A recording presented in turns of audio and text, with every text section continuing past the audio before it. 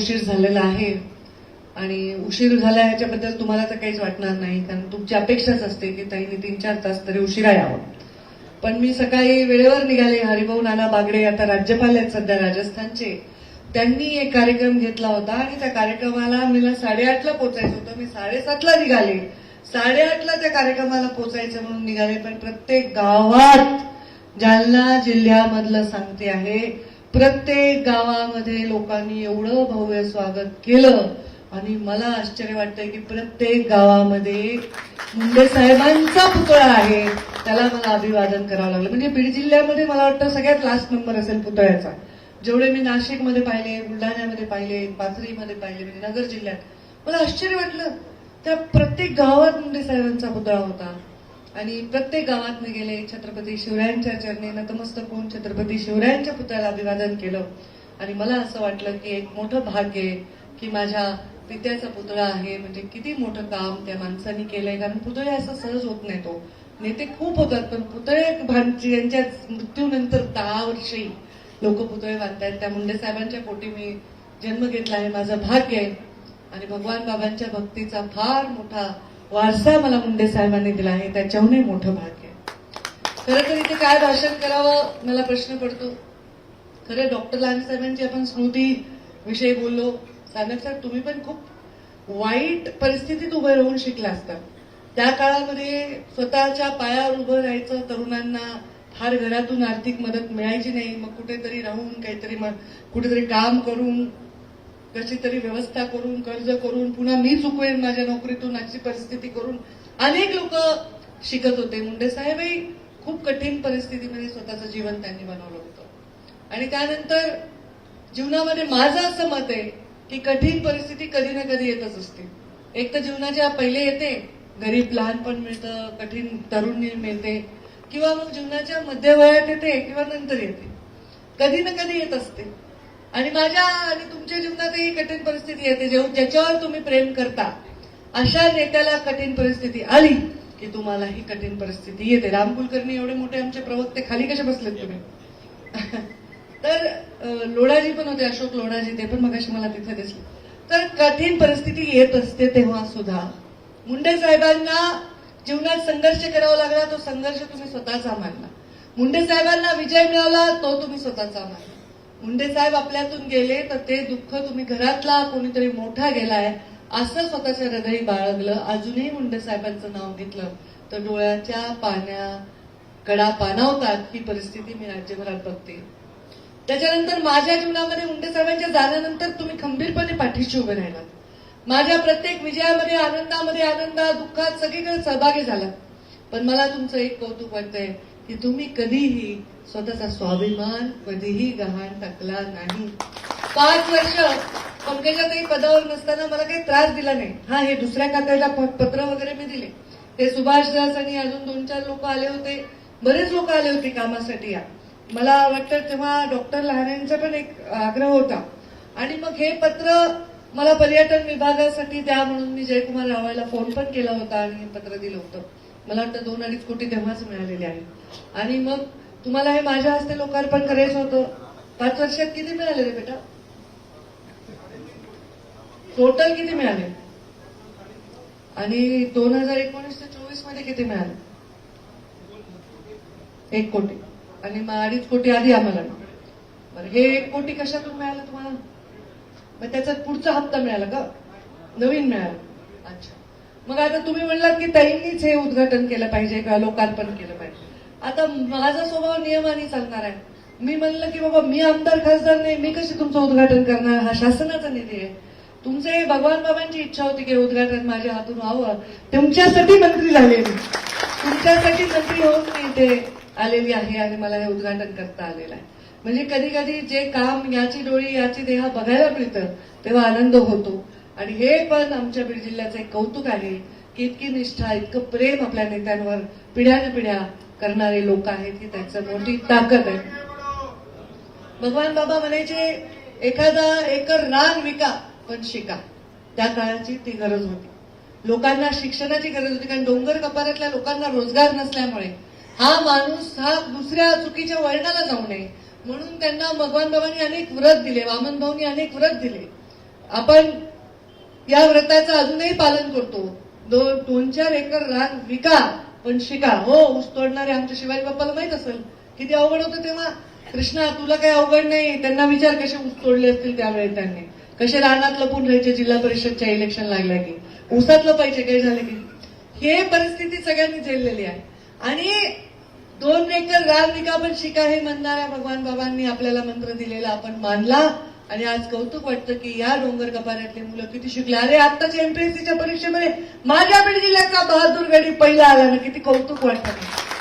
आज आपण प्रत्येक क्षेत्रामध्ये आज डॉक्टर, इंजिनियर, भगवान बाबांना जिथे आहे त्यांच्या ऊर्जा जिथे आहे त्यांना किती आनंद होईल की ऊस तोडून का होईना, कष्ट करून का होईना, स्वाभिमानाने हा जिल्हा माझा जगतोय. म्हणून मी बऱ्याच वेळा पत्रकारांना, माध्यमांना म्हणलं, माझा बीड जिल्ह्याचं तुम्ही वेगळं चित्र नका रंगवू रे. या बीड जिल्ह्यामधला कष्ट करणारा माणूस त्याला ऊस तोडायसारख्या कठीण काम करतो पण स्वाभिमानाने जगतो. भगवान बाबांनी सांगितलं 2-4 एकर रान विका पण शिका. त्यांचीच लेख, त्यांचीच भक्त, त्यांचीच पाईक सांगते 2-4 घास कमी खा पण स्वाभिमानाने जगा. 2 घास कमी खा पण सन्मानाने जगा. 2 घास कमी खा पण कुठल्याही चुकीच्या गोष्टी कधीही करू नका. जो चुकीच्या गोष्टीचा विचार देखील मनात आणतो तो भगवान बाबांच्या विचाराचा पाईक होऊच शकत नाही. कष्टाने उभं केलेलं जे जीवन असतं ते खूप मोठं असतं, सुवर्ण महलासारखं असतं.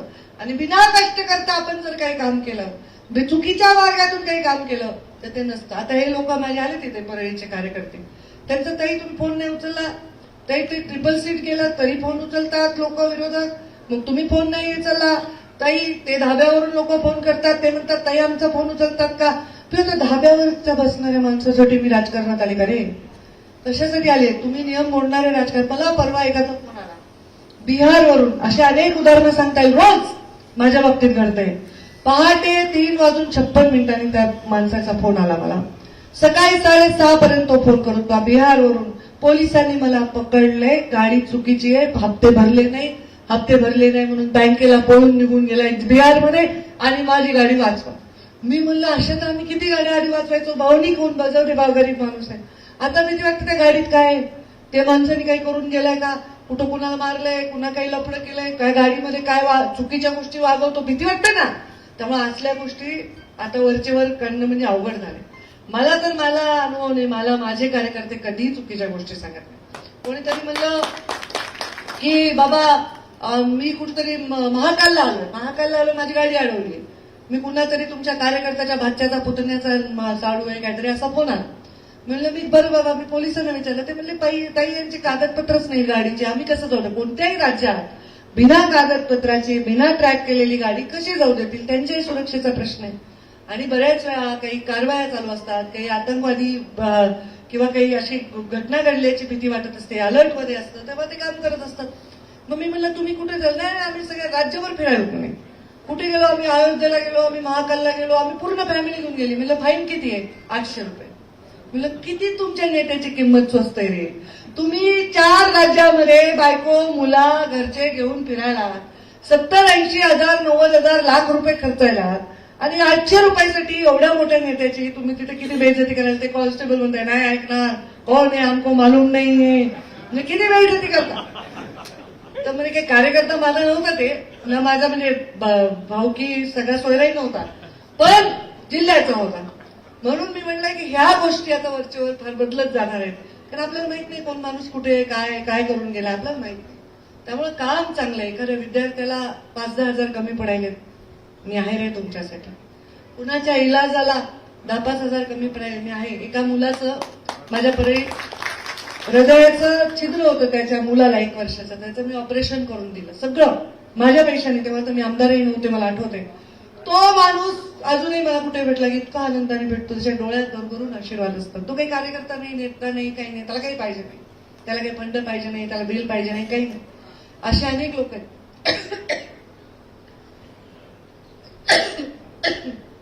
त्यांच्यासाठी मी आहे. ते आवाज वाढवू का?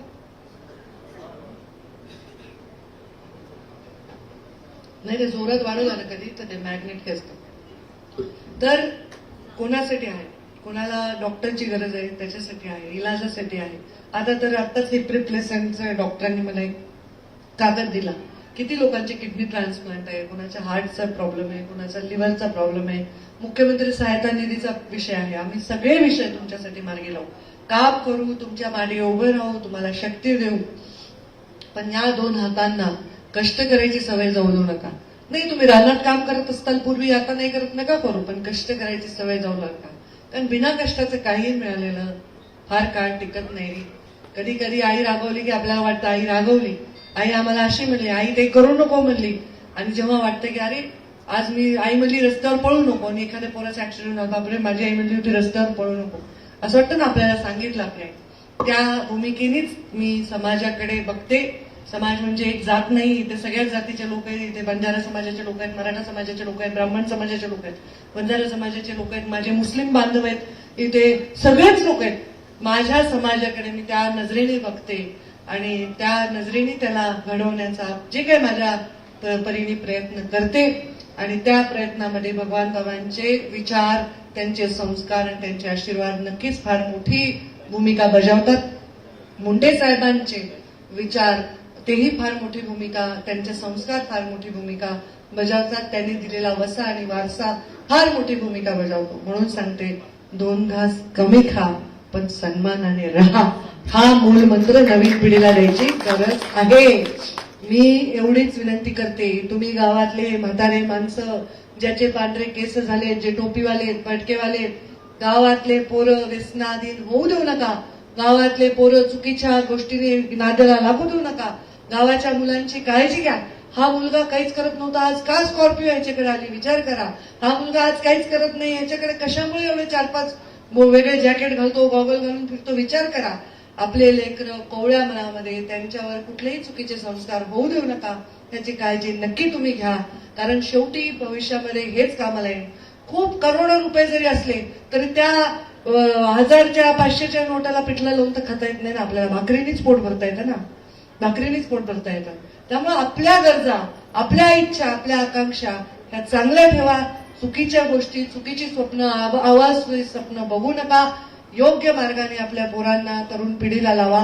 कौतुक वाटतं मला. आता तिकडे काही कार्यकर्ते सांगत होते की मुलं किती प्रयोग करायला. एका मुलांनी कशी डेअरी टाकली आहे, 10 गायीच्या 100 गायी केल्या. कौतुक वाटलं मला.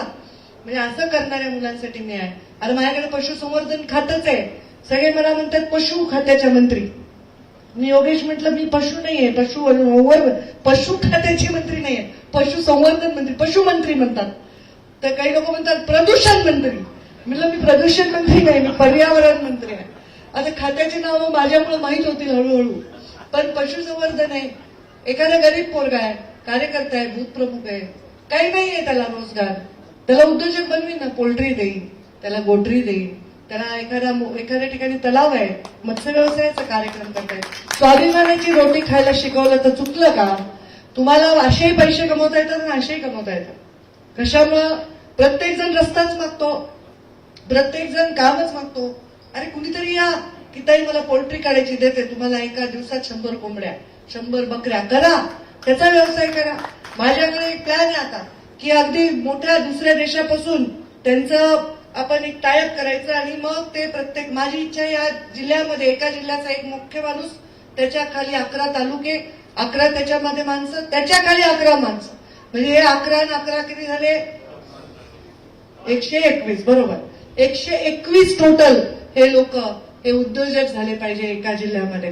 हे माझं टार्गेट आहे. आणि त्यांच्या हाताखाली पुन्हा 10, 20, 25 लोक कामाला लागतील. पण हे उद्योजक झाले पाहिजे, छोटे उद्योजक असतील. एखाद्याची तालुका व्यापारपेठ असेल, एखाद्याची जिल्ह्याची असेल, एखादा संभाजीनगर पर्यंत जाईल, एखादा हॉटेलला पुरवलेल, एखादा काय, तर हे सुद्धा तुम्हाला करता येण्यासारखी गोष्ट आहे. गाईचं वाटप करून दुधाचा व्यवसाय सुद्धा आपल्याला करता येण्यासारखी गोष्ट आहे. खूप चांगल्या गोष्टी आपल्याला करता येण्यासारख्या आहेत. चांगलं काम करूनही चांगल्या गोष्टी करता येतील. त्यासाठी तुमच्यासाठी माझा प्लॅन तयार करते मी. तो होईल, मला वाटतं जून जुलै पर्यंत मार्गी लावायचा माझा प्लॅन आहे. माझी इच्छा आहे की मी मुंडे साहेबांच्या पुण्यतिथीच्या निमित्ताने तयार झाला तर, नाहीतर मग पुढे, पण तयार झाला तर तो एक प्लॅन करायचा आहे. आणि हे पायलट मी जालना आणि बीडमध्ये करणार. आणि एक लखपती दीदी कसा कार्यक्रम मोदीजींनी घेतला तसा लखपती दादा म्हणजे एक युवा असा आपल्याला कार्यक्रम करायचा की एक युवा लखपती करायचा.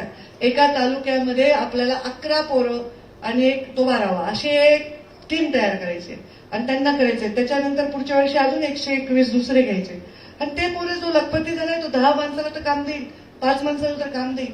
हे असं करू ना, काय हरकत आहे, काय वाईट आहे. खूप चांगलं काम करता येण्यासारखे. उलट हे डिपार्टमेंट फार सुंदर आहे. ह्याला काही लिमिटच नाहीये. सगळं केंद्र शासनाचं बजेट आहे. कोणाच्या फार पाय पडायची आवश्यकता नसते. मला हे बजेट द्या, ते बजेट काही नाही. तुम्ही जेवढं कराल तेवढं कमी आहे. असा अथांग सागर आहे. पण करण्याची इच्छा पाहिजे, करण्याची प्रवृत्ती पाहिजे. त्यासाठी तरुण जीन पॅन्ट घालणारा शेतकऱ्याचा पोरगा उद्योजक झाला पाहिजे आणि त्याचा माल तो जे काही इथे काढेल ते पुढे परदेशापर्यंत गेलं पाहिजे. ह्याचं प्लॅनिंग आणि आम्ही यशस्वी केलं. आम्ही बचत गटाची चळवळ खूप चांगली करून दाखवली या जिल्ह्यात. अशी माझी इच्छा आहे. भगवान बाबांचे आशीर्वाद मिळाले, मुंडे साहेबांचे आशीर्वाद मिळाले आणि त्याहीपेक्षा मोठं तुमचे आशीर्वाद मिळाले. ते सगळं व्यवस्थित आपल्याला करता येईल एवढं या निमित्ताने सांगते. इथे फक्त लग्न लावायचं काम करू नका. काय होतं, आपण लग्न लावतो कार्यालयात, पण इथे संस्कार करण्याचं पण काम करा. एक काहीतरी एक संकल्प करा की 3 महिन्यातून एकदा इथे एखादा चांगला संस्कार वर्ग भरवा. लोकांना मोटिवेशन स्पीकर बोलवा. त्या लोकांना, तरुण मुलांना बोलू द्या. त्या मागे मुली बसलेल्या आहेत, त्यांना काहीतरी गायडन्स करू द्या. नुसते लग्न लावण्याचं कर्तव्य का लाईफमध्ये? जे सगळे जन्मले ते लग्न करणारच आहे, जन्मले त्या लेकरं बाळ होणारच आहेत, ते तर ठीकच आहे. पण तुम्ही संस्कार पिढी घडवण्याचा सुद्धा संकल्प याच्यामध्ये करावा. इथे चांगले कार्यक्रम असे राबवावे, त्याच्यासाठी मी तुमच्या पाठीशी उभे आहे असंही या निमित्ताने सांगते. आणि कालच ईद झाली. आमचे सगळे मुस्लिम बांधव आहेत, तर त्यांना सगळ्यांना ईद मुबारक. आता शिरकुर्मा वगैरे खायला येईल.